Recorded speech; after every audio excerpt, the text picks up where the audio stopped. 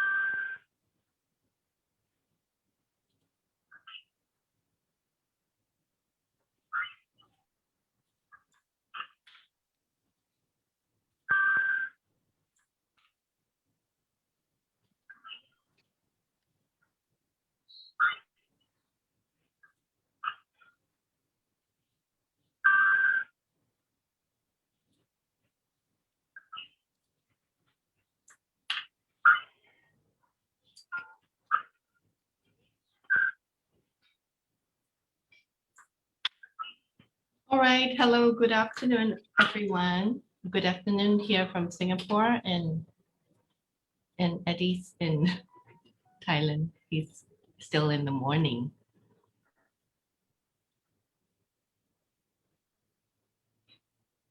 Okay. So let's wait for our audiences to come in, and also for us to share to your various platforms.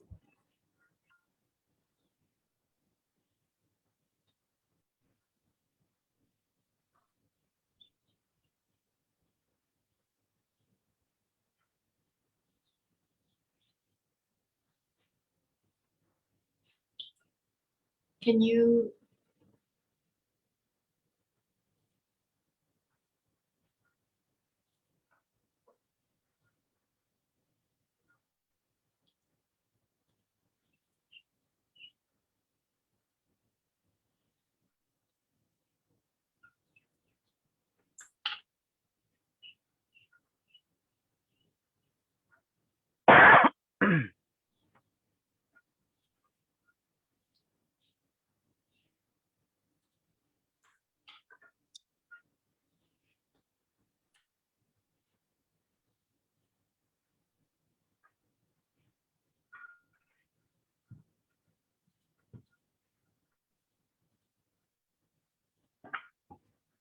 folks, we are live?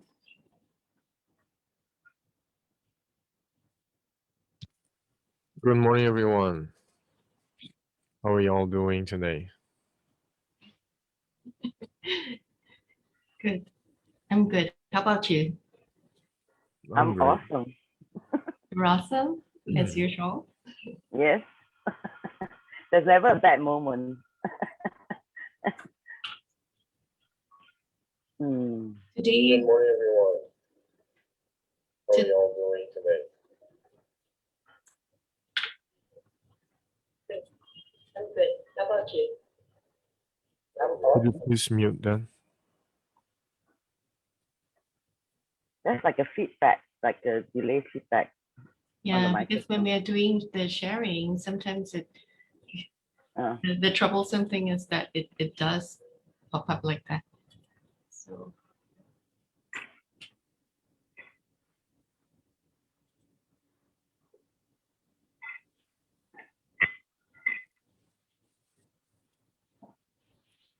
it was quite funny last night. Like I was doing my meditation and I had all these inspiring things to talk about for today, right? And of course, when I woke up this morning, I've forgotten everything.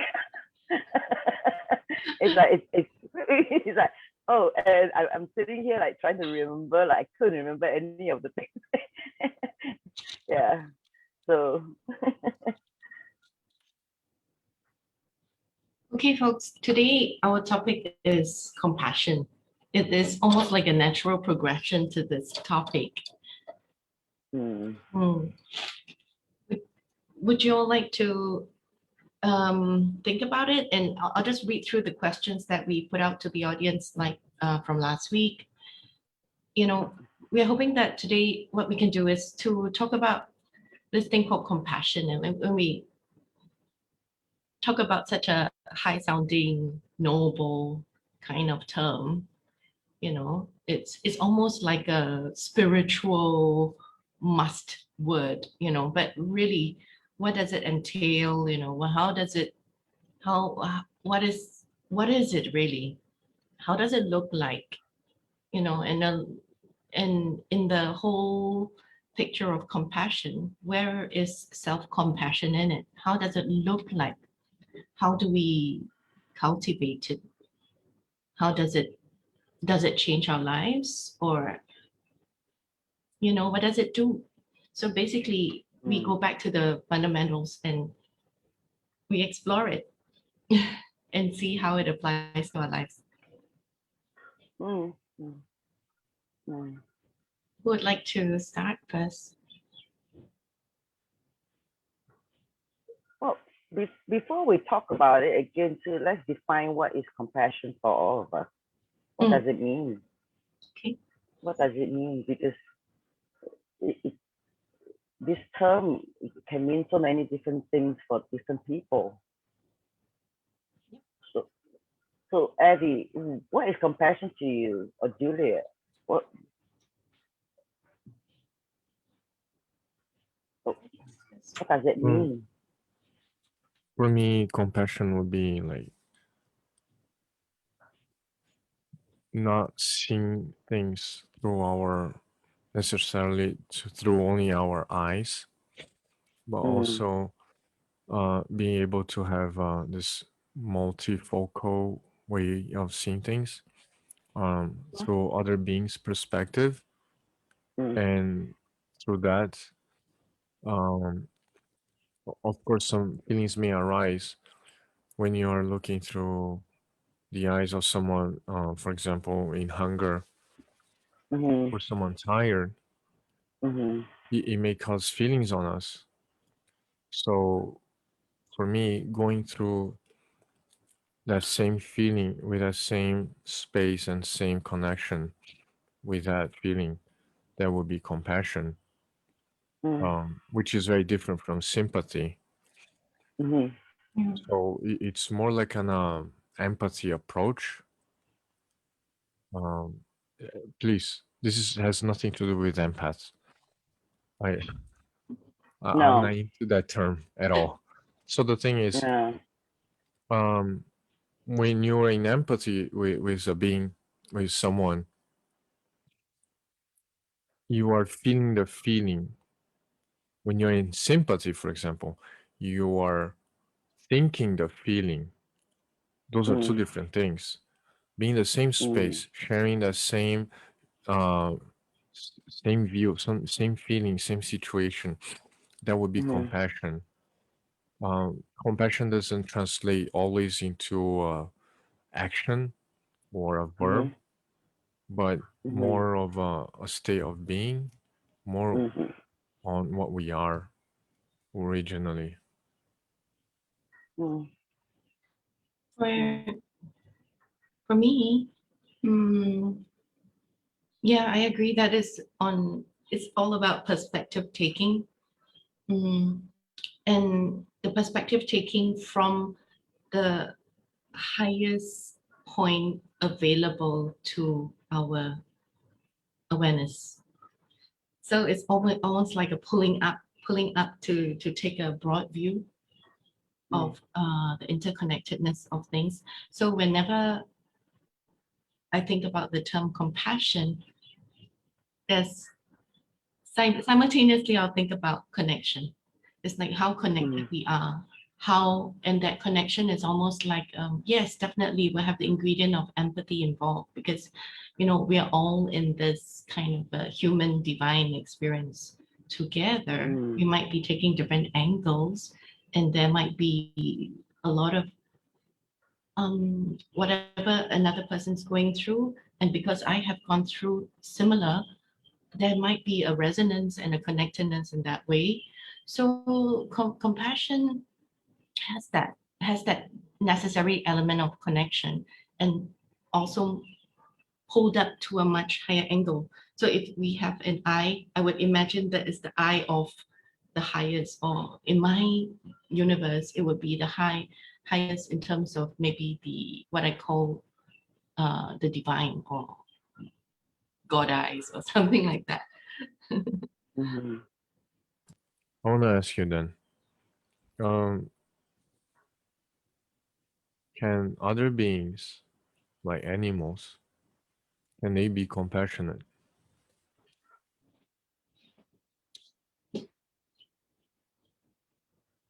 You're talking about specifically animal or just other beings too? Like when you say other beings. You can choose, Taraka. Actually, Huh? I just want to say very quickly that I do agree that there's empathy and perspective taking, but it's always like from my point of view, because I cannot even imagine that I can see from another person's perspective at all, because I mean, I'm not in that skin, I'm not in that makeup. So whatever that I say about animals now will probably be conjecture, because I don't know, but I can observe. I can observe that, for animals, there are certain behaviors that look like love and Mm-hmm. look like, but I can't say for sure it is the same as the human consciousness, because, for example, I understand that, for example, cats, if they nurse other animals, if the smell is rubbed on any animal uh, that comes to nurse, then they will accept it. It's almost like it's kind of like a biological coding. So I I don't know how compassion, how whether that's compassion or not. I can't say for sure. Taraka? Mm. Actually, I would suspect animal does feel compassion too. But it's not my, well, it's I don't spend a lot of time around animals, but I have heard or seen animal experiencing compassion towards human being or towards other animals for the fact that the way I experience compassion is all of what you guys are talking about. Is that empathy? It's like what Eddie said earlier too. Is to see, to experience people from their perspective. Right. For me, I will expand that a little bit. It's not so much seeing, experiencing what they're going through. Is is meeting them at their level where they're at. Because most of the time we experience compassion is when someone is suffering, someone is in pain, someone is going through a bad time, hard time, and stuff like that. And for me, when I experience compassion, it usually I see that as extension, an extension of my love towards that person. Whether it's a person I know very well or it's even a complete stranger, it's a very natural progression when this love going outward to touch somebody, and with that love too. Of course, we're talking about this unconditional love, right? Not just the idea of love. This unconditional love going out. You want to help them. You want to do something to like to help them stop suffering and all that. But at the same time, just if it's just love going out, then it's love. It's not compassion. But that comes with another level of consciousness or state to have the wisdom to see that this person, although what they're going through is just temporary. It's just temporary, right? Everything comes and go. Everything is impermanent. But hold them in, not seeing them as broken, because that's very powerful. It's very powerful. A lot of time when we have empathy or we pity somebody is because we see them as broken. We see them as hurt and a victim. And that that that itself, it totally if you see somebody is broken, trust me, they feel broken. Right? But if you empathize with them, you love them, you want to help them, you hold them, you meet them where they're at, but at the same time, they're not broken. They're not broken. They may be just in pain, temporary. They may be going through a hard time. They may be hungry. All of that will soon come to pass. So holding someone in their perfection and not seeing them as broken is a very large part of being compassionate.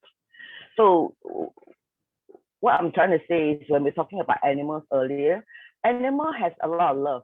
If you see your pet dogs and stuff like that, they have a lot of love towards their owner and the people around them that they live with. And I can, wow, I feel they have also a lot of compassion too, because in probably in the animal eyes, they don't see things are temporary, comes and go, right? And whatever they do to help the owner or people they live with is love them and also hold, like my owner is perfect. You lick them, they wiggle their tail and all that. They just been there for you. They're so fully present, been there for you. So I think that animal can show compassion. That's my take on it, right? If human beings can do that, I'm sure, because animal can do that too. I'm not saying every animal, but I've I've seen some animal has shown that kind of attribute in their behavior. So does that answer your question Yes, about thank animals? you. I would like to also clarify that compassion is not a perspective in terms of viewpoint, okay? Like it's not like political perspective of right or left or religious perspective, because for me, compassion is absent on that, on viewpoints or values. Compassion doesn't have memory either. The reason why I mentioned that, I asked you, does animals or other beings have compassion?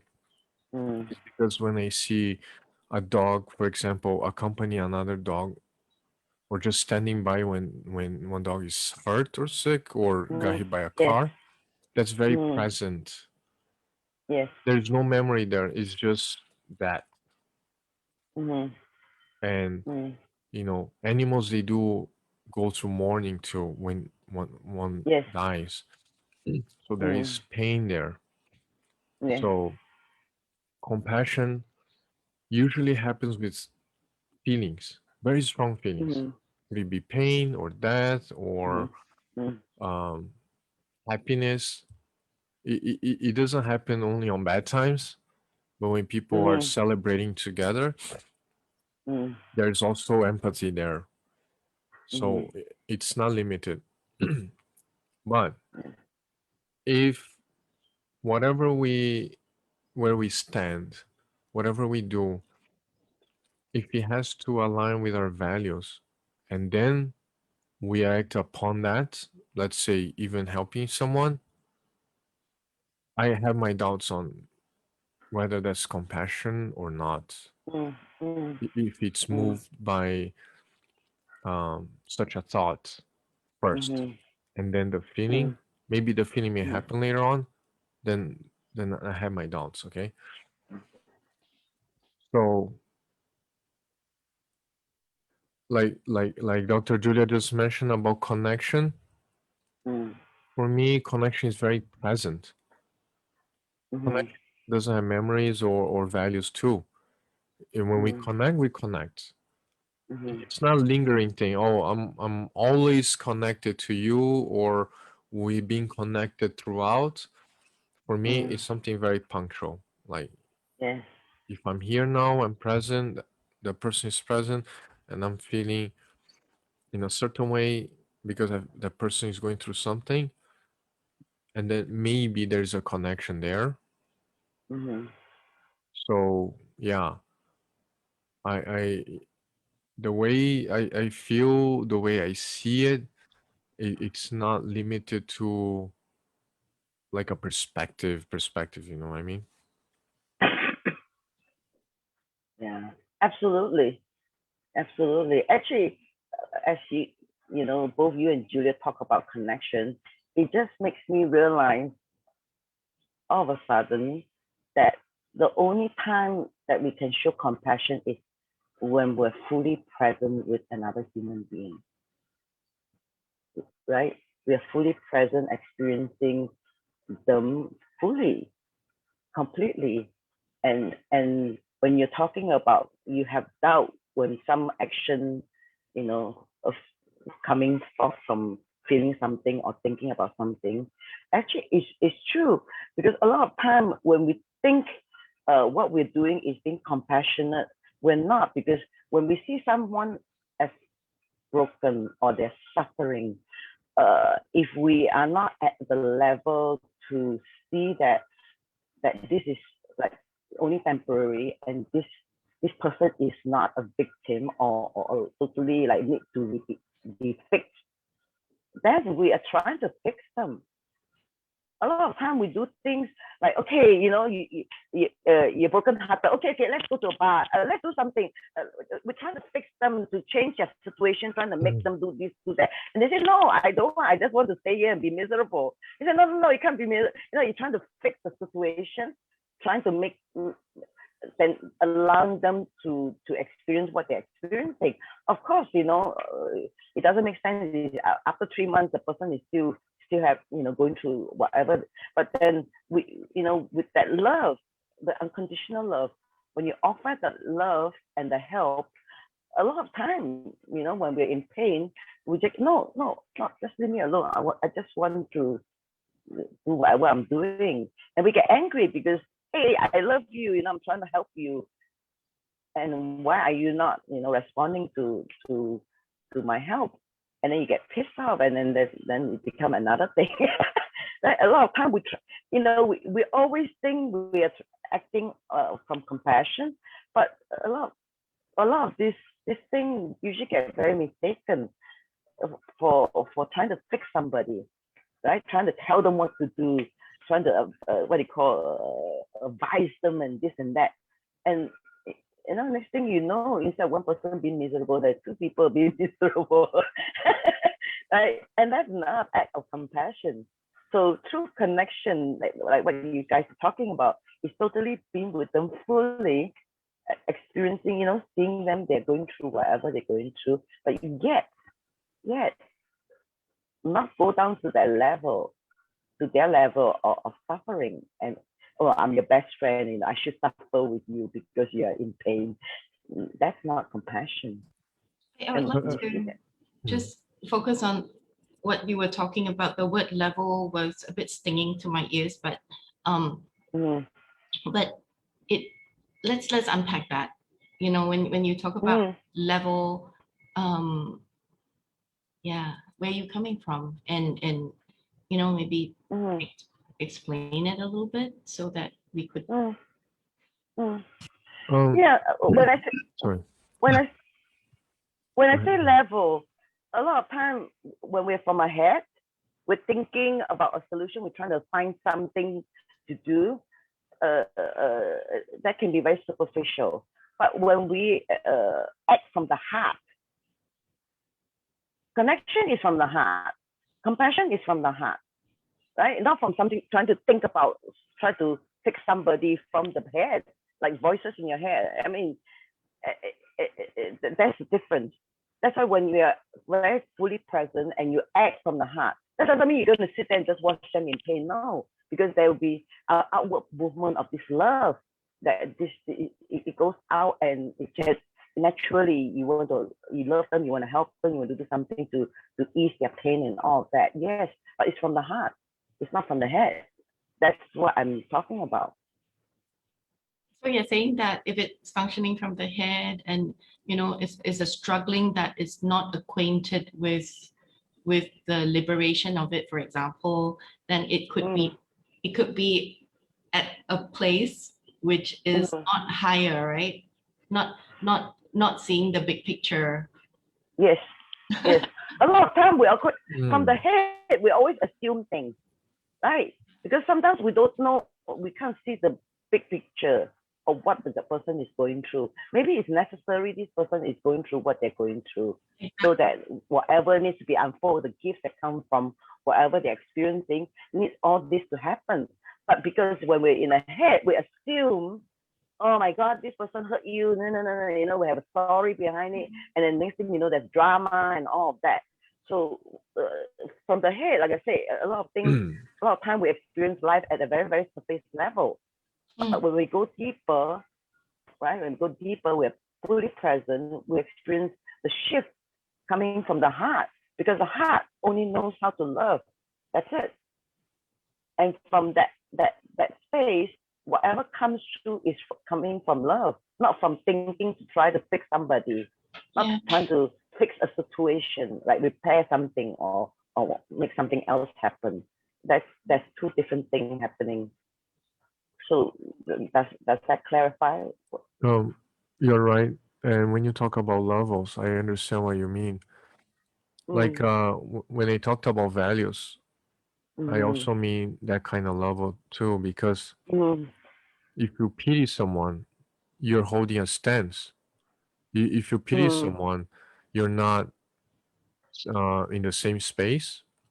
And many things that have levels, or if you identify that person as being miserable, for example, there's a huge weight of initial judgment first. So how do we not judge? How do we see that as not being judging? First of all, for me, there's no such things as compassionate act. There's no compassionate. Compassion for me is an event. The fact that we have to be present, and then compassion takes over. It's an event. It's not a decision either. You cannot decide to be being compassionate. Okay. Yeah, yeah. Thank you So for saying that. Yes. Thank you for making that distinction. Yeah. having said that, if you think you're helping someone, is that compassion actually? You know, like Like I sympathy. don't know. More like Honestly, I sympathy. don't know. So who says that person needs to be helped? There are many people that come to me and they want to just talk and they just want to be listened to. They're not looking for a solution.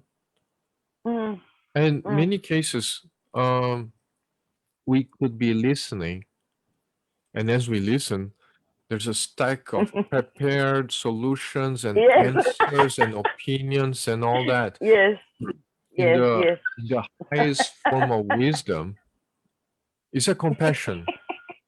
Because when you do that, you're holding a perspective while you're listening, and then you have a solution for that. You're covering up every detail. So are we standing in the same? Are we in the same space at all? So that's something that we have to ask. And number two, compassion happens simultaneously and universally. You cannot be compassionate towards someone. Compassion is just compassion. Compassion covers everyone. If you're being compassionate to someone and you see you're sacrificing yourself, is that compassion? Is that kindness? Are you being kind to yourself, compassionate to yourself? This is the point. That's why I'm saying compassionate. Compassion just occurs when we connect. It covers all. It's just like integrating everything.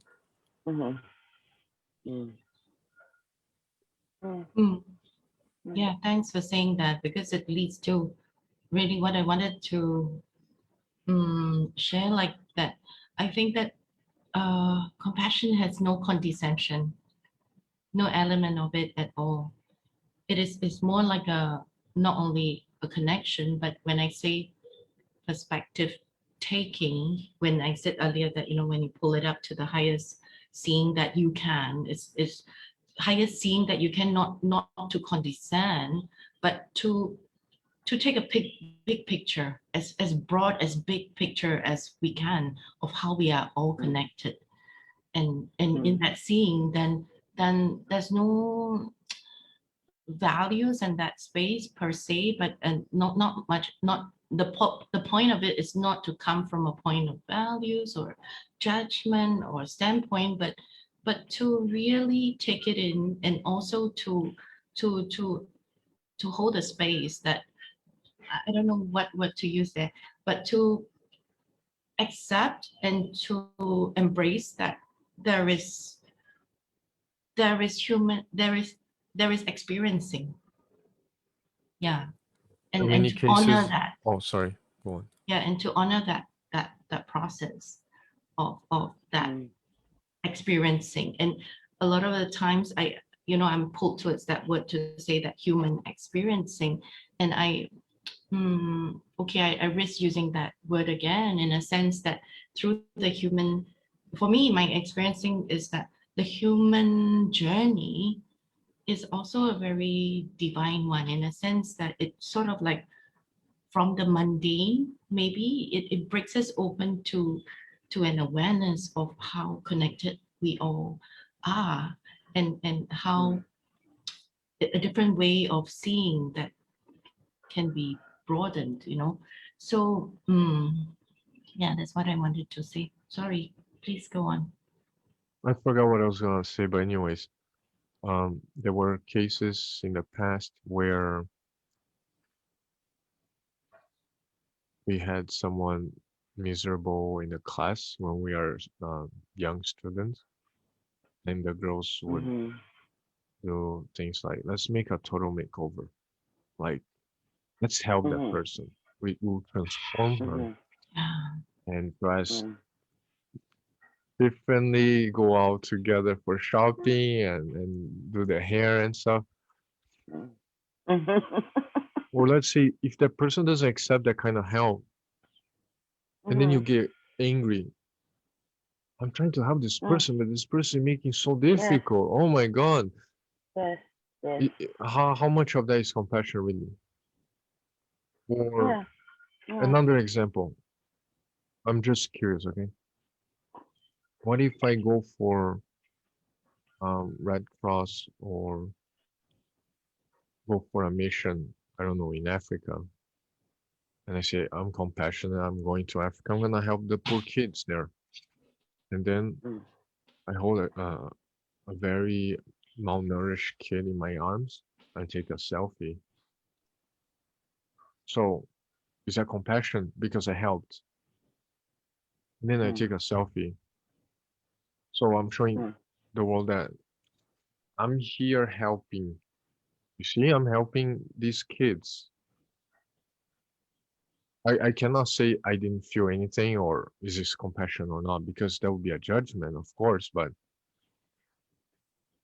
I'm just giving these examples so that we can clearly observe ourselves and look inside.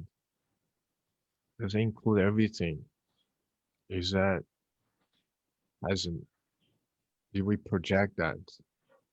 Are we connected to that kid, for example, to that Mm. outcast Mm. girl? Cool. Mm. Mm. I'm really inviting us to look at that. Mm. So yeah, for example, here I talk with some monks that meditate. They talk about kindness and compassion, and what they say here, if compassion or kindness is not reaching yourself at the same time as you're interacting with the other, Yeah. is that compassion? Mm. Like sometimes I go to the temples here to feed the dogs. I, I don't care much if they appreciate or not, but I just carry the dog food around Mm. and feed Mm. them. So whether they are grateful or not, whether they eat or not, I I just feel love for them. Mm. There are cases where I go feed monkeys, for example, and I take banana and I'm really scared because they'll come to attack whoever holds bananas or food. But generally, I don't know if there's compassion between like sharing space between me and the monkeys. Especially because I observe myself, I'm scared. But Mm. with the dogs, for example, I see their eyes. I see that many times I go to the temple and I'm feeding them. Some will eat and some just follow me around. They won't eat.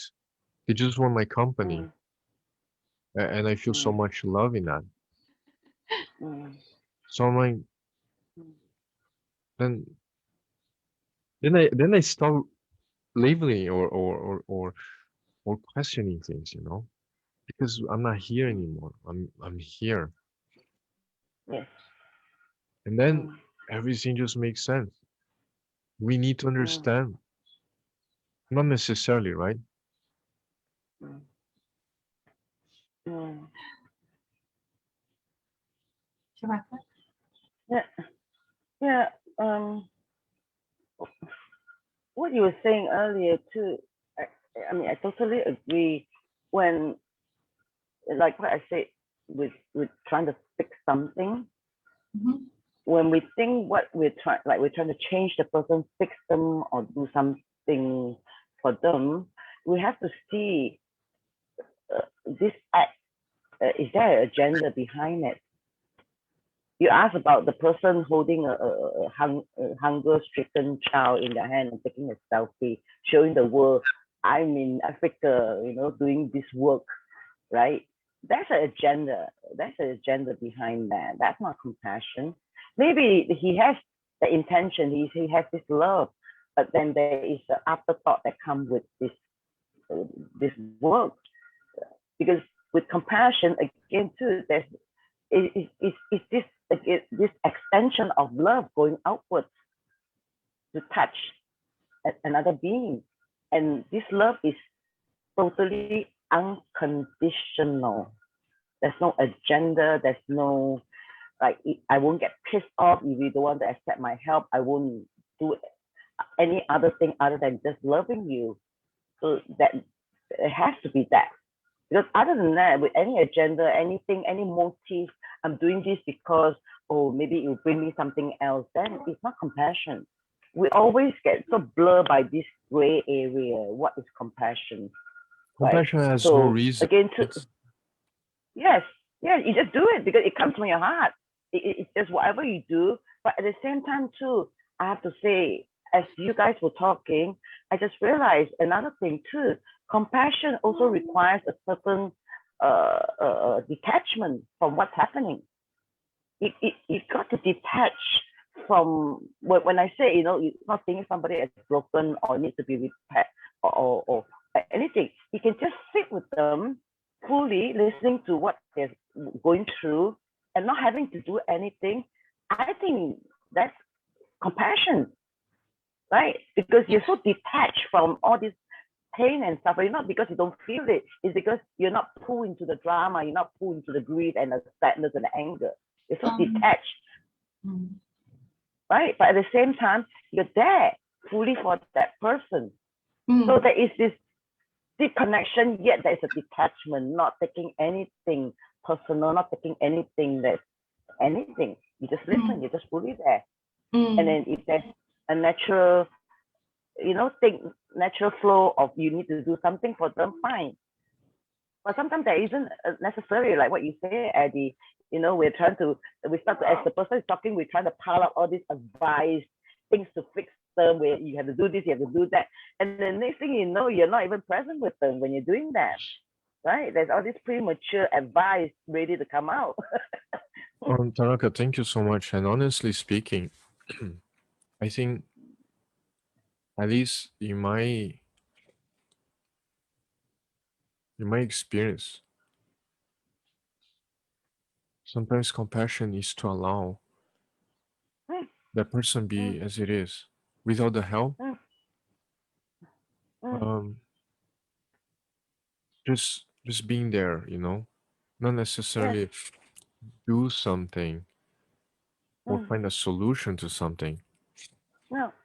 because we're not seeing a problem here. We're Mm. we're seeing that being. We're being we're being we're being We're with that being being and we're just being. yes. Yes. So I want to ask you, is compassion meditation? Because the way you described, Mm. It can be. It can be. I'm sure you experienced it before. It's almost to the point you're so zen when you saw something and you don't know why you do it, and you just reach out your hand to do something to touch that person without any reason. Even if you don't know that person is a complete stranger, you just want to do that, right? And to me, meditation is fully present, allowing whatever needs to unfold to move through you. So yes, it can be. But again, too, when I say it can be, I don't say it necessary every time you do it, because a lot of time, again, too, there's a lot of gray areas. People don't know why they do such thing, or you know, like you walk past a beggar, you saw the bag, you know, the bowl, and you throw some coin in it. Is that meditation? No, right? So it has to be from the state where you're at when you're doing it. It's such a natural flow. You become a vessel for kindness, love, and wisdom to move through you. That's meditation. Just now when you were saying this, really it is really about, to me, it's really about the state of who. Compassion is not condescension. Compassion is not coming from a reason. It is more like natural outflow of who we are without, it's a natural outflow of who we are now, and it is not exclusive to the person ourselves. So that means compassion doesn't discount the self from the whole observation. And if Eddie talks about is compassion meditation, and if meditation is really like an ever watchfulness, the ability to take in the big picture of things, then indeed compassion has the self in the observation as well. And the whole picture includes ourselves in there. And, and allowing that acceptance of that going through, trusting that process, the process itself of life, or that process of the interaction that's playing out, the pain that will emerge from two particles colliding or joining or celebrating or whatever, the things that come out from, you know, it's like when you release a whole load of particles together, and then the life happens, like you knock against each other and things get created, born, pushed away, and things like that happening all at the same time. And in this whole process, the things go on. We ourselves are in the mix of it. And and how can we even come to another person saying that you're not moving in a straight line when we know that we are in the flux of things? So seeing that we are choiceless to a certain degree, but yet there is discovery to be had in the moment, and the discovery, we can't even define the curriculum. If we know that it's such a random and such a unfolding process all the time, how can we even take perspective of others, like that their lives has to be from point A to point B, and that we should have imperatives like you should not, or this is one thing, I need to go save you, or you know, so that there will be no reason, no imperatives, no should be, no have to, or whatever, and ourselves in the mix as well. The observation doesn't discount the self. And when we see that picture, then that compassion, the ingredient for that compassion is almost like no condescension, acceptance. And if there's an outflow of whatever, there's no judgment or have to's, like, oh, you shouldn't be talking, you shouldn't be listening, you shouldn't be helping either. Whatever that flows out from the moment is it. Yeah, this is what I wanted to say. You mentioned this sentence, like, I'm gonna help you this time because I'm compassionate, but I told you not to do that. Yeah. And but it you know, oh, go ahead. Go on, Julia. Go on, finish what you said. Finish what you want to say. I'm just saying that yes, indeed. But when I say that when we don't take things even personally and don't even discount ourselves from the situation, it will look like something like when somebody does something, there's no should be as to if you're like if you're not happy with, let's say, someone stepping on your toes all the time, like literally stepping, okay? Maybe the when dancing, then your partner, the foot very big, always step. And then out of compassion and understanding of his foot being very big and stepping on you all the time, you don't say anything, then that's not compassion either. The compassion doesn't dancing with discount the him. self. The compassion doesn't discount the self. If it's natural for us at the moment to say that, please don't step on my foot. Are you aware that your big foot is stepping on my toe? Then make that stand if it is a natural outflow of who you are. You don't discount yourself from the situation. There is no imperative in any direction. That's what I'm saying. Absolutely. You know, this love is what I was talking about earlier, the unconditional love. Is the first self-love. That's how you can generate, or I don't know, use the word generate. That's how you can experience this natural outflow of love moving outward, right?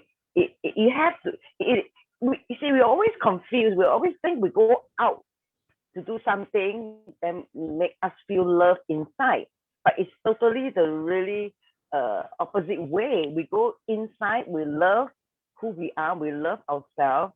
Then from there, we touch that sweet spot and we connect with that. And then naturally, this love, it's not even up to you. It just flows out naturally. It just flows out. So that's why I say that the unconditional love is not so much outward first. No, it's the inward thing. So you yourself is also part of the equation. But having said that too, one of the things I see very, very often, that how people can misunderstand this term compassion when they're doing something is they again, you guys talk about this quite a few times about the judgment, because there's always something wrong, right? They see something wrong, they try to fix that something wrong. But if compassion is bad, then it doesn't make sense, because compassion is not seeing anything as right or wrong. It is just what is happening. Whatever is happening, it's just what is happening, right? You just sit with the person, if you need to say something, you say it, because it's a very natural thing. It's not about like what Julia said, you should do this, you shouldn't do that, Well, it's like, and Eddie is like, oh, I'm compassionate, but I already told you so, I told you so, right? So these are all the things we think we're being compassionate. Eddie said there's no such word, but we're not. So that's why we always think certain things we're doing, but in compassion, there's no seeing anything as wrong. There's no judgment, period. There's no right nor wrong with that person or what he's doing or what you're doing. It's just absolutely, that's why the word perfection is so powerful, because everything is happening accordingly. It's not our place. This person is not a victim to some entity or a victim to a situation. No, this person is going through whatever needs to go through. Like I say, it takes, like what Julia is saying, it's always unfolding. We don't know what's the end of what the story is. It may look like good news, bad news, who knows, this thing's happening. Maybe it's a blessing in disguise that it happened. But because sometimes we're trying to fix it, we stop that flow of the gift for this person. We're trying to be God. I mean, literally, we're trying to play God, not be God. We're trying to play God to somebody's life. That's not compassion. Exactly. I thank you for saying that, because I suddenly thought of something that came as a huge aha to me one day when I read that when I don't, I was like in a self-judgment of what I was going through, how I was judging how I was behaving in a sense that I should be like this, should be like that.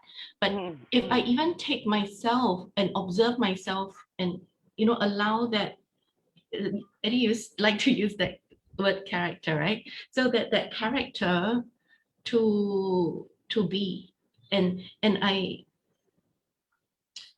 there's no linearity. But what happened after was that very soon after, I had to handle a case, a casework where the protagonist or the client had to go through, had a situation which is very unique. But because I went through what I went through, I'm not saying that I projected onto, but it made it, of course, we be careful to interpret things and not project onto others. But the thing is, my heart was so soft to her situation, and that understanding of what the complexity of it, it made me like still and silent in receiving what she had to tell me. So the thing is, what I'm saying is that not A, therefore B. It's not that I have to go through in order to help. No, I'm not saying that at all. I'm just saying that in that scenario, there is a so-called perfection to the moment that is beyond my understanding. And it could be that I'm a perpetrator, maybe I'm Hitler or whatever. I am also a particle knocking against, and then I'm experiencing things and in the moment, and who knows what the outcome will be for the other person if I allow myself to even be observed as well, so I'm sorry, I just wanted to say this. Good news, bad news, who knows? This story. Absolutely. You want to tell us about that story? I'm trying to remember how the story goes. Oh yeah, there's this farmer that has this big piece of land, and one day there's a wild stallion, a wild horse run through his field, right? Amazing animal run through his field and stayed there. Of course, the neighbor also said, "Oh my God, you're so lucky, now all of a sudden you're just a farmer, and all of a sudden you have all these horses, and you're rich, you're wealthy, what you great news." And then the farmer just turned around and said, "Good news, bad news, who knows, right?" So of course, after the he has this horse, and his son was so excited, saw this horse and tried to ride the horse. And then, of course, this wild horse cannot be tamed. So as the son ride the horse, he got thrown off the horse and broke his leg. And then the neighbor was like, "Oh my God, you poor thing, now your son is hurt, the leg is broken." And of course, the farmer just goes, "Good news, bad news, who knows?" Then after that happened, the king's army went through the land because they are going to war. They need to have young able men to come and fight the war with them. They're trying to recruit. So of course, they went through the land. They saw this son that is actually he's eligible to go into the army, but because he has a broken leg, they go, "No, this one is spared." So of course the neighbor goes, "Oh my God, you're very lucky. Your son got spared. He didn't have to go to war." So so the farmer just said, "Good news, bad news, who knows?" We don't know how things are going to unfold all the time. If we judge it as good news, or bad news, we can't. Because good news can turn to bad news, and bad news can turn around to become good news again. So that's what we're saying. Sometimes we try to be the fixer, fix somebody or fix some situation because we see something is wrong in that universe of ours. And as we try to fix it and do something, we stop this unfolding of good or bad. So that's why there's a certain detachment coming from that, and not trying to interfere with the divine intervention or whatever, right? Because that's why a lot of time people mistaken too when they compassion can be viewed sometimes as very cold, very stand-alone coldness in that, because if we try to understand it from the head, we would never be able to. Because how can a person be compassionate when they don't really care what this person? No, you don't know what the person is going through. You're only assuming. That's why it cannot come from the head, because our mind is always assuming something. Is that true? You don't know. You just don't know what's happening, right? We only think this is happening, but when it comes to the heart, that's why compassion only happens when we move to the heart and we act from that, we move from that, we flow from that, and you're Okay, you said detached something too. very interesting. Mm, Compassion is not limited to care. mm. It doesn't mean that you care for someone, you're compassion, right? No, And no, that's just caring. Yeah, yeah. another thing you said that it reminded me when I realized a few years back that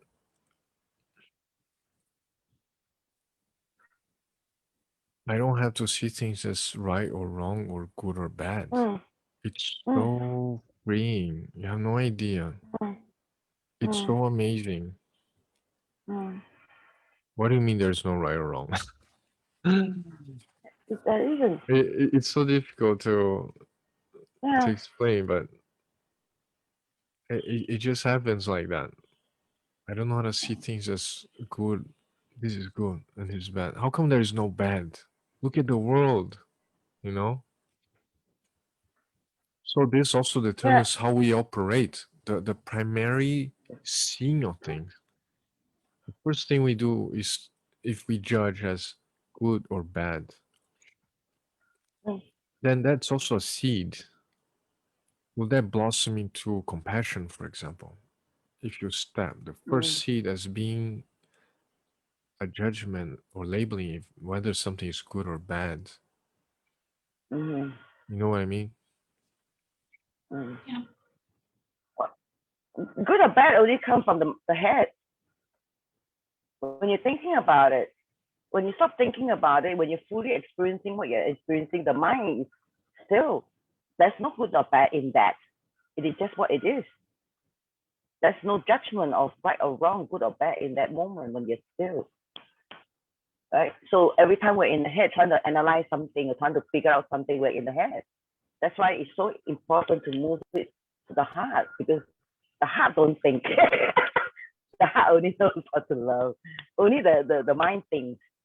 So that's why it's so important when we're trying to figure out, trying to think about this, analyze this, then there's Yeah. always right and wrong in it.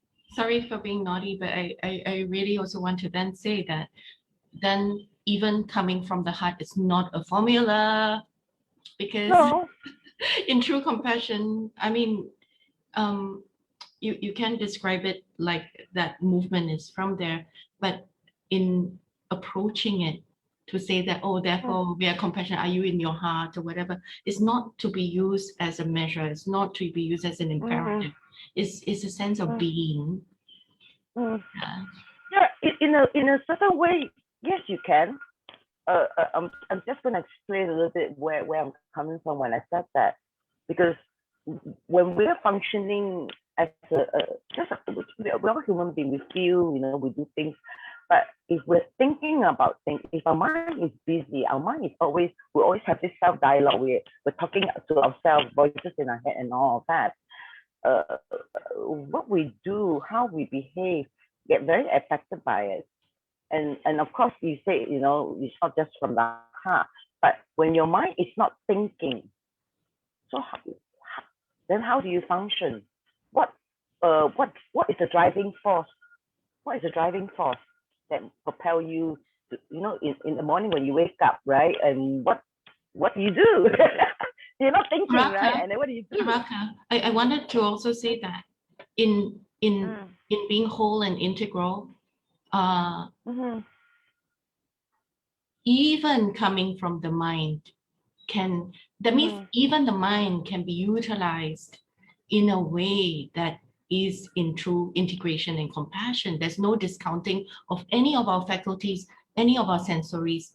But of course, to be led by, to be led by highest, greatest intelligence and perspective that we have includes all of the above, all of, you know, the faculty.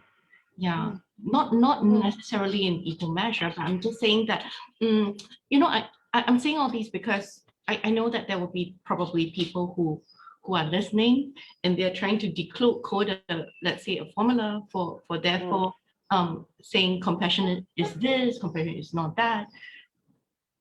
I'm just, you know, coming from that angle, that even that to bid the audience to not even go away, you know, trying to tease out a formula for therefore cultivating it in such a way, when if there's any cultivation to be had, is to be to, like what Taraka says, you know, to be in the heart, and also to really be open and not even in any judgment or formula about anything. Yeah. You know, Julia, you're absolutely right. Our mind is also part of this makeup. Absolutely. Because the mind is one of the most powerful tools we ever had. The only thing is because the mind becomes the master, that's the issue. When we become the master of the mind, our mind is one of the most useful tools to use in all situations. That's what I'm saying, because that doesn't mean, oh my God, we're walking around like mindless and no. But our life is constantly run by the mind, because it's the master. It's telling you what to do with all these voices and, you know, thoughts and all of that. But when we become the master, we become master of the mind. Then it's another. It's like the mind is still, but yet it's so powerful. It is there to serve you. Right? That integration between the mind and the heart is not a separate thing too. Having said, you know, like, like everything comes from the heart. So that's why this connection, that's why I say, what is the driving force in the morning when we wake up? What drives you to wake up and go, oh my God, good morning, happy, you know, what am I going to do? And all of these things. What drives that? So we're going to sit there and think about, oh my God, I'm going to do this. Oh my God, I got work to do. Oh my God, this and that. So what's the driving force? So compassion comes from that space too, right? The clarity, and it's again to one of the attributes. You have to have the clarity too, to see it is what it is. It's not poor thing. You know, every time we talk about compassion, there's always the first picture that comes to mind is Guan Yin, the goddess of compassion. I mean, for Asian, we are also very familiar with this entity, right? But I don't think I've ever met Guan Yin before in person. But this idea of Guan Yin, like whatever we you know, like, oh, you know, we ask Guan Yin for mercy and this and that. But I can't picture a Guan Yin go, oh, you poor thing, you know, what do you need? I'm gonna fix you. Like, I can't picture that. Like, it's never, Guan Yin is always giving this wisdom or doing whatever for humanity. And it's not that there, oh, you know, you're such a poor thing, you shouldn't suffer like that. There's no such thing. Because that's again too, that compassion, the goddess of compassion doesn't see you as broken. It doesn't. That's like if we are experiencing compassion moving through us, we don't see anything wrong, anything broken. We don't try to fix it, do something other than just allow whatever is happening to happen. Right? That's why I laugh, you know, like I don't remember. I mean, I've watched a lot of wuxia pian, a lot of Chinese drama. I don't remember seeing a Guan Yin go, oh my God, you're such a poor thing. No. Right? That's not compassion. What do you think, Eddie? Because of course, in Thailand, I'm sure there's a lot of Buddhists there too. I mean, they have their idea of compassion, right? What say you? I was observing and listening to you girls talking about even being the mind or the heart and mind. I'm like, I don't know how to make that distinction anymore. Like, if it's coming from the heart, then is this, or the mind, even the mind, and then is that? Um,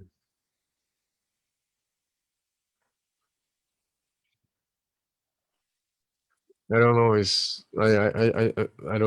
I don't know how to make that distinction anymore between mind and heart. And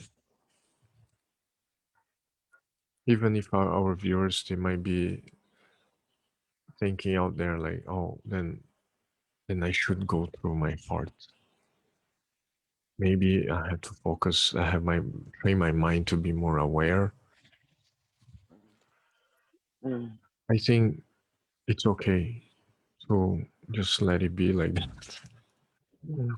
You know, like when you mentioned about Kuan Yin, for example, I'm not so Buddhist like that, but I was once in Shangwan in Hong Kong, and I was walking through this antique gallery kind of street, and I saw this statue of Kuan Yin like this, and then holding a jar, pouring. I didn't even know it was Kuan Yin, by the way. I didn't know the name of that. But when I looked at it, suddenly I entered this kind of a trance and this focus, kind of like a meditation mode. And I'm like, this thing here is pouring whatever it is, must be water. And there's no sense of loss or gain here. There's nothing happening besides this pouring of this liquid from the jar. So I'm like thinking here, do we really need to distinguish these things, like heart or mind, or we're just aware of it, however it comes, without seeing as situational, without seeing as a person or anything, but just like you said, Taraka, like just being there, you know, just witnessing as a witness, just witnessing the event. Yeah, that's what's alive in me now. That kind of feel and observation.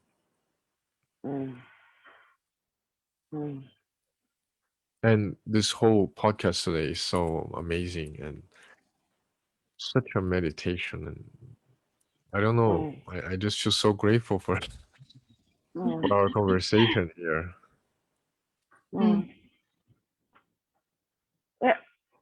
And sometimes being just fully for them, holding them in the space of perfection, without doing anything itself, it already has a strong impact on that person.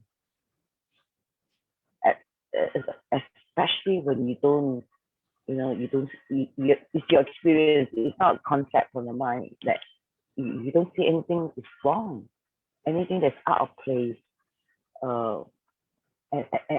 anything that need to be fixed. There's another story. You guys want to hear a very simple story. They talk about this. I think it's Buddha with a disciple walking down the street, in the alley, and all of a sudden there's this dying dog, smelly with flies on it, and of course the disciple go, "Oh my God, look at this dirty, sick, dying dog," and then of course Buddha look at it and say, "Oh my God, look at this white pearly teeth." You don't see the sickness, you don't see the or the, but he saw the beauty of his teeth. That's beautiful teeth. And then of course the disciple goes, "Really?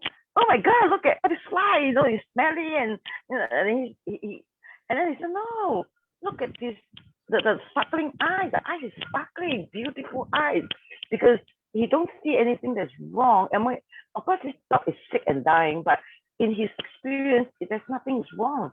It is what it is, but yet he can still see beauty out of all that. And in the instant where he said that, the dog just transformed. In this perfection, he holds this dog in this perfection, this dog transformed and become a a lively, healthy dog, and it started running away. It's like, oh my God, what happened? That's how powerful our perception is. When we see somebody as beautiful, perfect, amazing, exciting, that person, it moves through them. But if we see the person as sick and broken and dying and whatever, they will act that out too. Mm. So to me, I see. Go on. You want to say I something, wanted to Julia? say, to continue from that, we move on to a story of the human being. If we apply it to our children or a baby, for example, when the baby is born, you look at the parents. They will watch the baby toddle, and when the baby flops over and falls, Yes. it doesn't say, we don't say like, you stupid Oh my baby, God. why did you fall Yes. down? You only have that one chance in life, you better get up now. You don't do that, right? Instead, what do parents do? Like, oh, you're walking, yay! First step, woo! Yeah. It's like, oh, well done. And then, the baby will go on, and then, maybe poop in the person. Oh, great, wow, you poop, yay! But so in just this is really a very good example of seeing imperfection, that becoming, or holding that faith and trust that it's a process, and that this is a being that is growing and maybe experiencing, and you celebrate it. And can we carry that perspective away and apply it to ourselves and all of life? And that will be quite interesting. But then people say, then but so already 50 years old and yet still making these kind of mistakes. Shame on you. Taraka, you said something interesting just now about seeing someone through all of his or her perfection. And that's very interesting. It made me think about marriage, right? Because that's where people tend to see, I don't know, maybe more of the imperfections.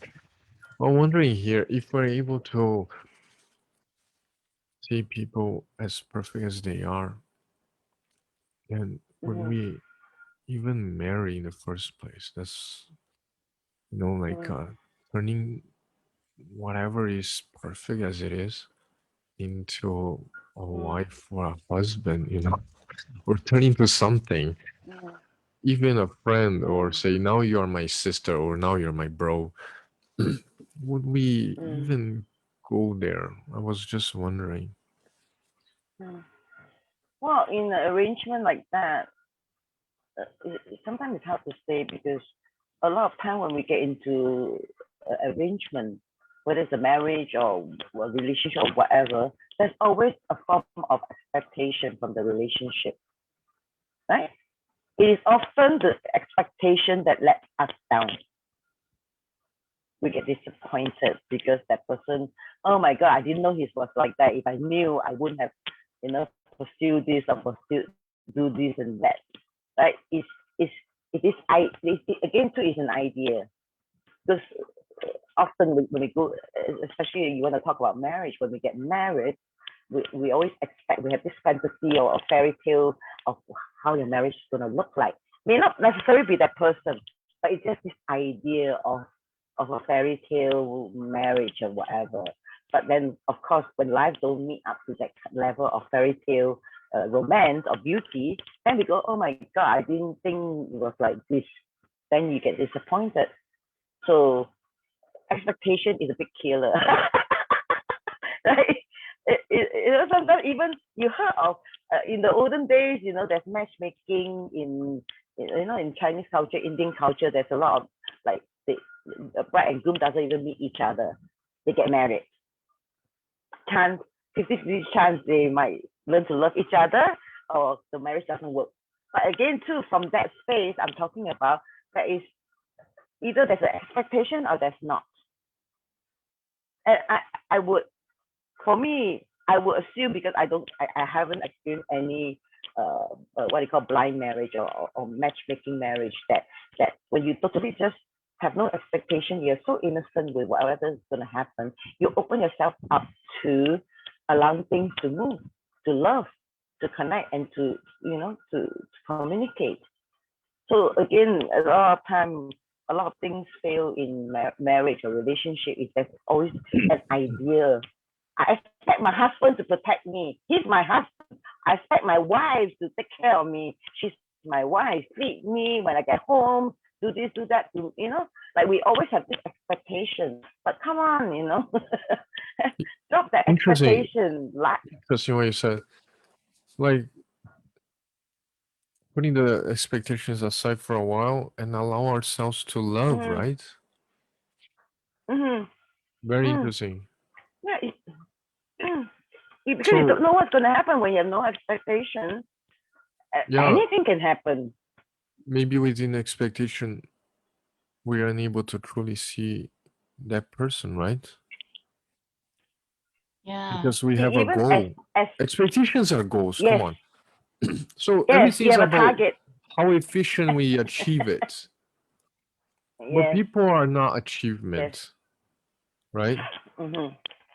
Because if we set goals, if we accept expectation, so how present are we, right? No. Because expectation only in the future. All goals are Yes. there. If all goals have been achieved, then we're 100% fulfilled and content. Would Yes. that then we start loving? Mm. Expectation is a measurement. You're right. It has a limitation to any measurement. But when you drop that expectation, that means you're opening yourself to really, really, like it's unlimited potential. Anything can happen. Yeah. Anything. For me, I what's painful about relationships is that when there's too much expectation, are we allowing that person to be as perfect as they are? Or Mm, they're simply not fulfilling our expectations? mm, mm, mm. Of course, there's both ways, two-way thing. This idea again. I have to say that comes from the head, because we have ideas, our beliefs from our culture, our faith, our upbringing, our society. We have, oh my God, you're a Chinese wife. You're not supposed to do this, do that. You're supposed to be virtuous. I watch a lot of wuxia pian, I watch a lot of period. So that there's always this expectation of what a man should be, a woman should be. Again, to not just each other, it's from society, family, like friends or government, whatever. So there's always this expectation that keep us in limitation, because we're only supposed to be like in this certain box only. Because once you drop the expectation, that box open and jump out of it. You go, woohoo! Hit me, life! And you don't know what's gonna happen. Who knows? That's how you experience magic. You gotta get out of the damn box. Right? Same thing. It applies back to compassion too. There's no box of how to contain this experience. Right? The natural movement of love going out, like I say, it's an expansion. It's got to be that love. It has to be from act of love. Then again, too, the no expectation is holding that, not seeing anything is wrong. You just allow it. But my God, something amazing can happen out of whatever you think is wrong at this moment. Drop the expectation too. Whether the person even get the, oh, we have lessons we come to this lifetime to learn lesson. I hear that a lot. Sometimes I get a big, short circuit in my mind when I'm hearing, oh, we have to learn lesson, we have to suffer with. No. Just allow it to be whatever it is. Don't label it. Don't, then we just see, we just be there to experience what is unfolding exactly as it is. yeah. Not put it in a box and yeah. Go on, Julia. Yeah. I wanted to just say, to add on to what you said, that this lack of expectations is something that we govern ourselves to be. Then once it is an act of that self-governance, it's no longer, it's not translated as a demand. We don't go out using a ruler to tell everybody else that you should not have any expectations of me. So then from us in a state of acceptance, or in that state of no expectations, then we will only focus on being there for what unfolds. So because it's above, that would be the best version of yourself when you have no expectations. you know why? Because I'm saying this for, let's say, scenarios where it's very clear. Some scenarios, like let's say there's somebody who is a abusive mother, for example, who uses the cane and beat until all the flesh is flayed, for example. And then if the child says, you cannot hit me like this, my teacher says you cannot hit me like this, and then the mother says, no, you don't expect certain things from me, I do as I do, you accept me as I am, then that's a very clearly wrong scenario. But all I'm just trying to say is that what I'm trying to say is that these understandings that we are talking about now is only for self-governance. Whatever is unfolding, then our role is not to go about telling and measuring according to what these things are. We can share it, okay, but not as, because these can also be disguised as expectations of what spirituality looks like, what compassion looks like, things like that. Yes. The trickiness of certain, the mirror looking into the mirror, you know. Yeah, but again too, you know, as you're saying it, I can actually see any audience like that the brain is fried from this idea of, what do you mean no expectation? Then what motivates me to wake up in the morning? It's true. What motivates us to wake up in the morning if we have no expectation, right? What is the driving force to keep us feeling alive? So when we us feeling alive.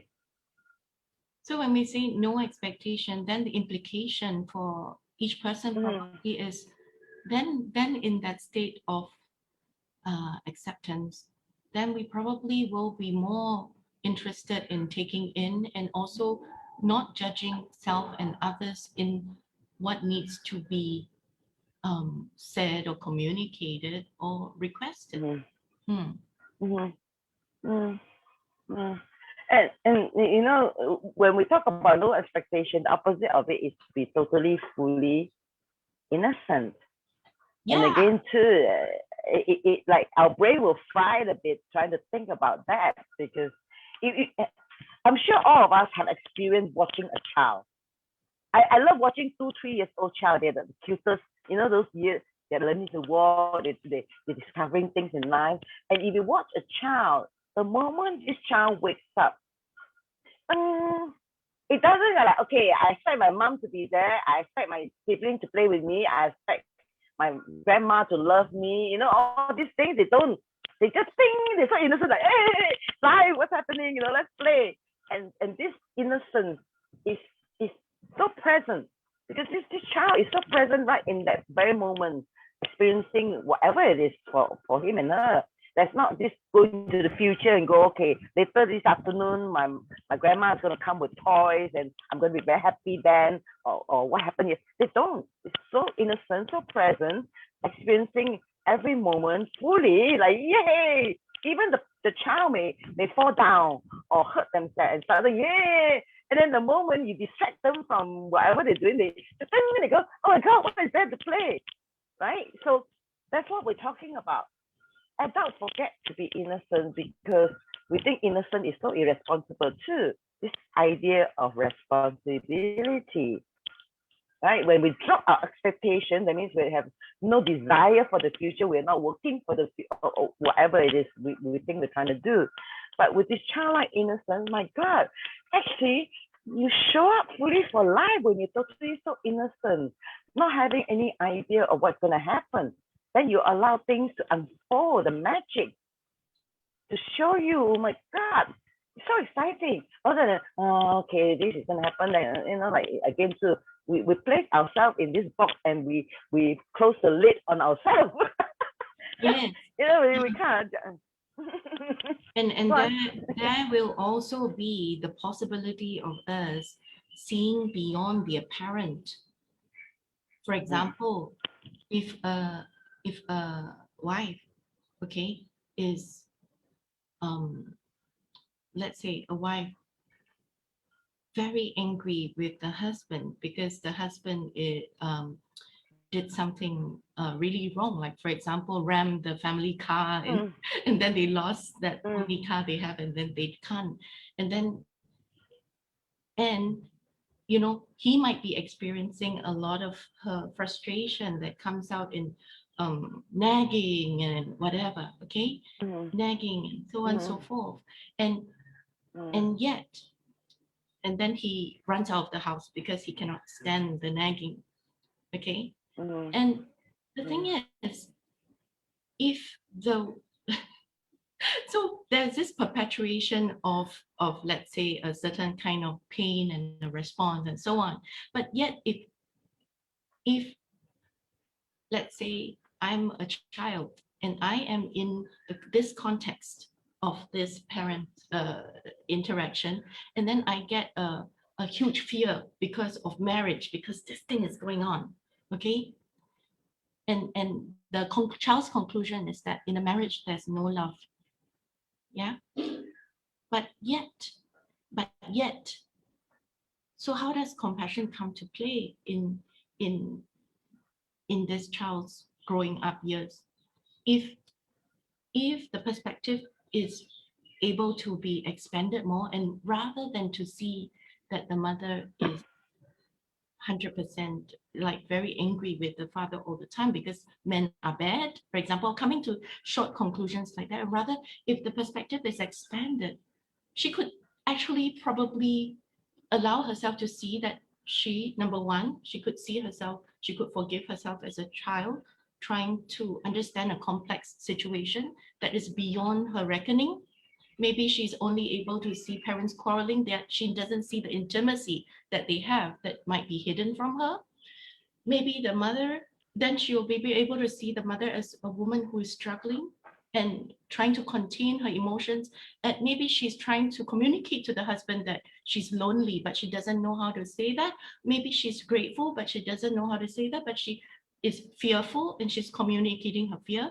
And the husband is trying to communicate that, please stop because it's overwhelming me, but I don't know how to do it except to plod on and bring in the dough, but at the same time, trying my best to survive. So if that, the compassionate view would compassion sets in not as a formula here, but it broadens.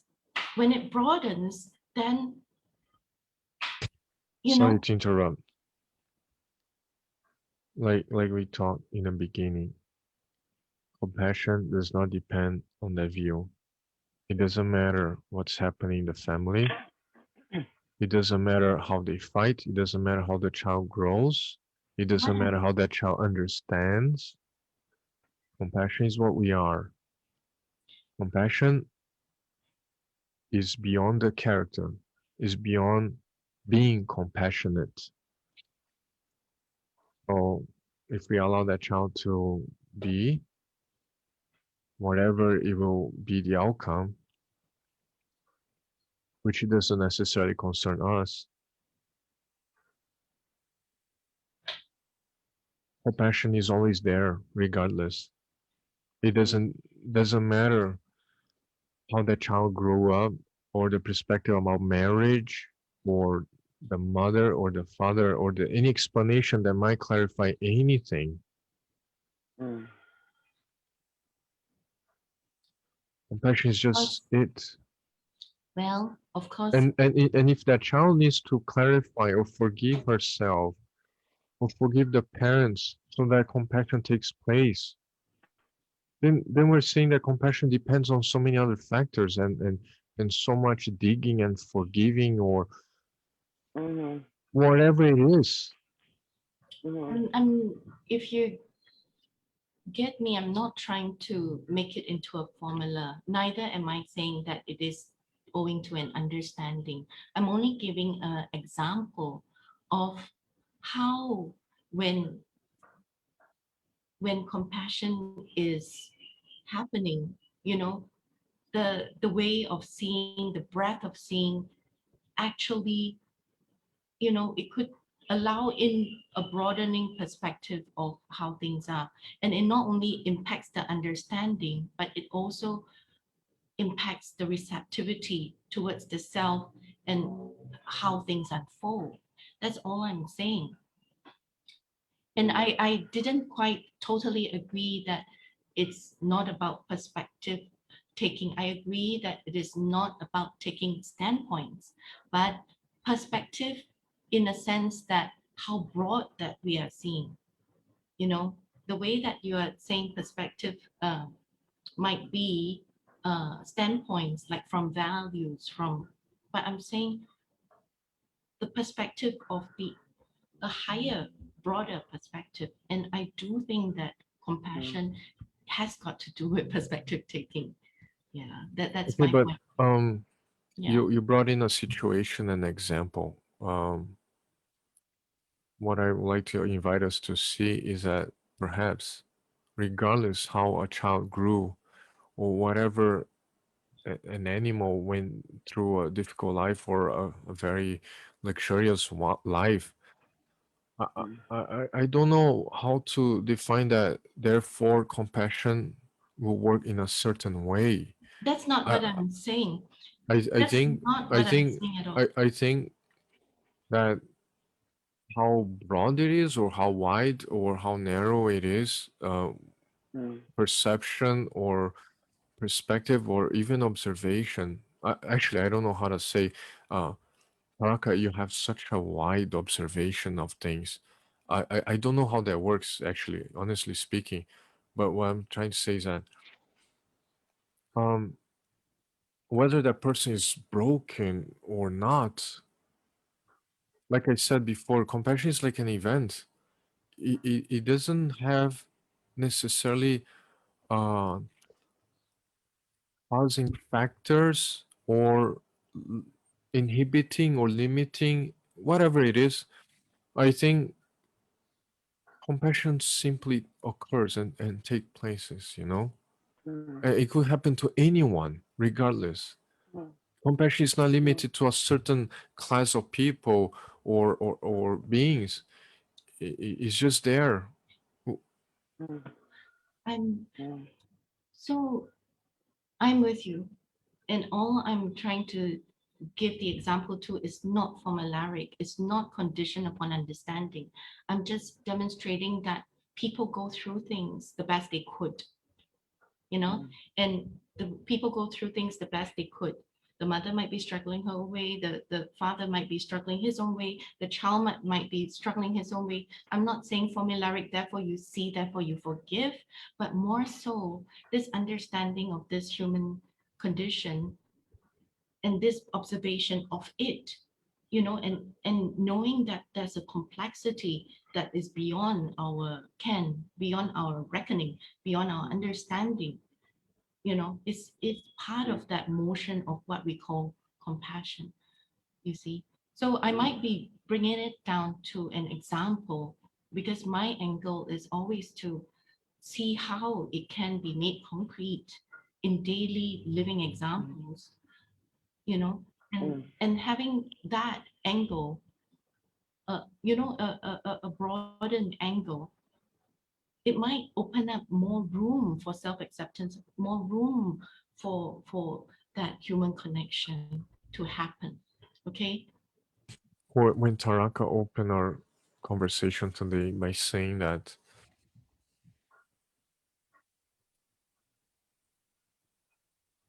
she mentioned about being the heart. For me, being the heart is, yes, beyond any understanding, beyond any recognition or viewpoint. And maybe the mind won't understand that. And for me, what Taraka mentioned in the beginning about being the heart is nothing but being present. Mm-hmm. Mm-hmm. Exactly. For me, I don't do hypothetical well. I don't. I just to me hypothetical is just a scenario that may or may not happen, right? And again too, like what Julia say, in order for the audience, come on, the audience, we have to bring ourselves to the level to allow the audience to understand in very simple terms without going into all this analytical thing about what if. I can't do that. I don't know how to do that. Right? And simply, it's very straightforward. I think, again, two things can be very simple if we allow it to be. It's very simple. It's when we're experiencing compassion, like you say, at the event. Taraka, you may have to repeat that sentence. We can't hear you because your computer went like meow. Right? It comes from the heart. You're very fully present. You can't like, am I lagging? Oh, I will just check my internet. I'm still good. I'm still good. Yeah. Sorry. Can you guys hear me now?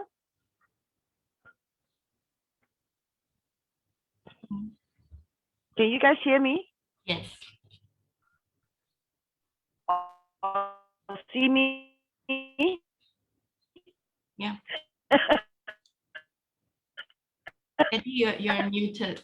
Can you unmute yourself? Sorry, I forgot what I was trying to say. Taraka, I agree with what you're saying.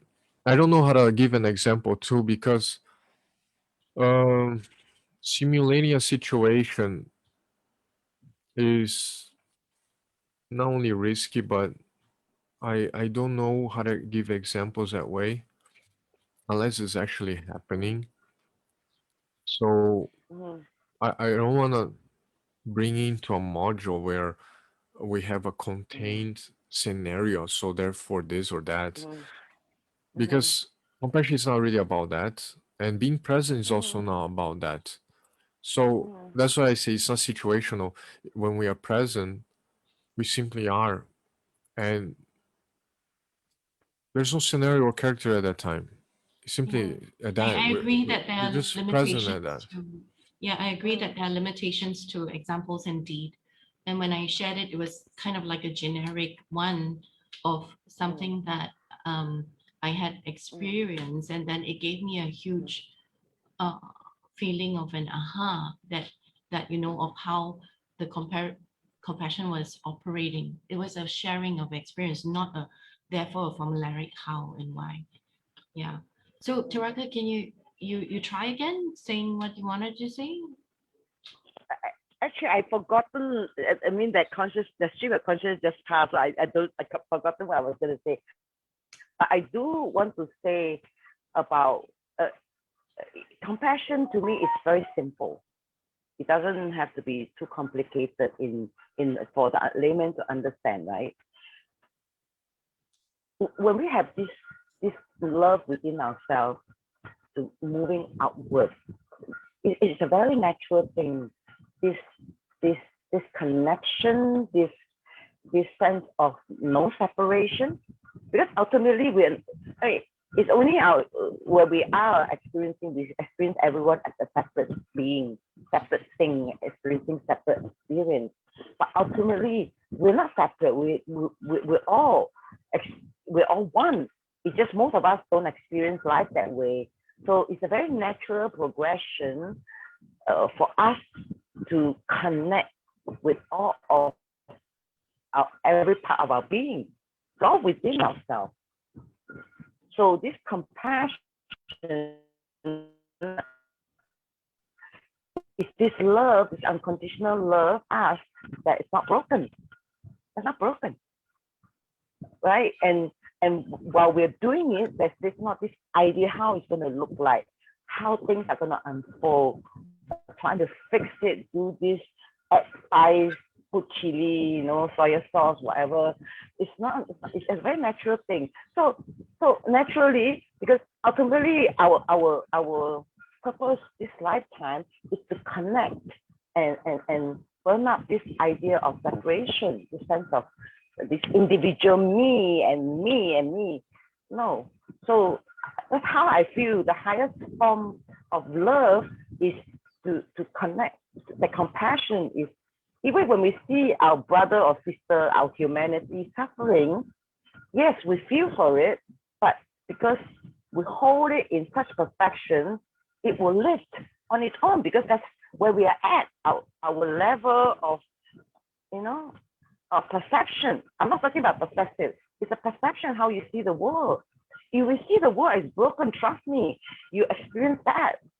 But if you see the world as loving, kind, beautiful, your everyday life, that's how things will come to you. That's how you experience it. Exactly. This is what I'm trying to say. Like you said, see things as perfect as they are. It's not a perspective. Yes. There's no perspective on that. And there's no It's a mind on that. perception. Perfect as they are is a perspective. Sorry, for me it's not, because It's not a perspective. It's a I'm not talking perception about where you're. perfect. I'm talking about seeing within the perfection as they are. Yes, that's what I'm trying to say. It's a perception, shifting the perception to a Yeah, that's what higher I'm saying. order. It's not a perspective anymore, but rather a perception. Like you stumble upon something and then you perceive it, but then it doesn't. Yeah, when you mentioned, Dr. Julia, about broadening the vision or perspective, okay, maybe that can happen, maybe not. But perception is just perception. You just perceive something. There's no quality to it. You note something, right? Just like we observe Yes, ourselves. that So is when Taraka mentions about um seeing things within its perfection, she's not saying this thing is perfect or this thing is good or ideal, whatever. Is it's just as it is, exactly. and be I'm trying to surrendered say that it's to that just as presence. allowing things to be just as they are, and to perceive things just as they are in that completeness, in that experience, in that moment of unfolding. That's what I'm saying, and it's in congruence with what you want to say too. Yeah. So just again too, without frying too many minds while watching this video, right? It can be a very complicated topic to talk about, because there's not very much understanding with this topic of compassion. But at the same time, it can be a very simple view on that. Compassion is, to me, one of the most important things is an extension of our love moving outward to connect back with all of ourselves. We experience out there, all of ourselves. We're all not separate. This idea of separation even burns that out. And that vision, that wisdom to know everything is okay. All is well. All is well. Nothing is wrong. It's only temporary. This too shall pass. Yeah. Sometimes over the years, I have had a student that comes to me and say, "How can you say that? How can you be compassionate when you see war out there, when you see hungry children dying, when you see, like, of course, they bring out all the things they experience. For them, it's real. It's real because they choose to see all the horror in their world. But I'm not saying I'm an ostrich trying to hide from what's happening. But even in all of that pain and suffering, with the detachment and knowing, no, that's not my experience. Everything is exactly as it is. There's no mistake. Boys and girls, nothing is wrong. I know it sounds like, oh my God, this teacher is so cold-hearted. Yes, compassion is like that. Totally not personal. You have to stay above that illusion that we're all separate, we're all suffering, we're pain and suffering, all of that. You have to, and that's how you can experience compassion. Not broken, nothing to fix. As well. Thank you. That's simple. Yeah, I know. Yeah, we can go on and on and on about this. But again, too, the no expectation thing there is also can unfold. Right? So totally in this moment, experiencing fully. Okay, from my experience, again, too, like I said, I can't do hypothetical. From my experience in life, this lifetime, I'm so blessed to have experienced so many things that came to me, but they all come to me unexpectedly. Every amazing event in my life, I never had any idea that it can happen. It happened. It blew me away, blew me all over the sky, and go, oh my God, right? So with that innocence with life, that's an amazing way to live, because you're always living it with the wonderment, the in awe of all this amazing magic around you. Yeah. Compassion is the same way. And you don't know when it's going to happen. It hit you like a pound, and you see, you experience beautiful things through it or whatever, that's how I see it. It's not a pulling event. You're like, oh my God, pain here, It just suffering there. happens. Yes. It's not by practice or any ability. Yes. I would like to finally say at the end, my conclusion is that Yes. there's no enhancing ability to be compassionate. That's what I would like to conclude for today. At the same time, it is our natural tendency. We're all naturally, we have this compassion in all of us. We all do that. It's only a matter of, whether we allow it, to unfold through us. It is there all the time. We're capable of experiencing that. But again, too, when that happens, just fully go, oh yay, let it go through you and see what happens. Yeah, and that it is, to me, this is a gel that connects all of humanity. Compassion. It is a gel. It connects all of us. Whether we believe it or not, whether we act on it or not, whether we see in, like in any event, even in the middle of a war zone, whatever, it's there. It's there. Right? So we do that to ourselves, and then from there, it projects outwards that way. And it doesn't exclude us.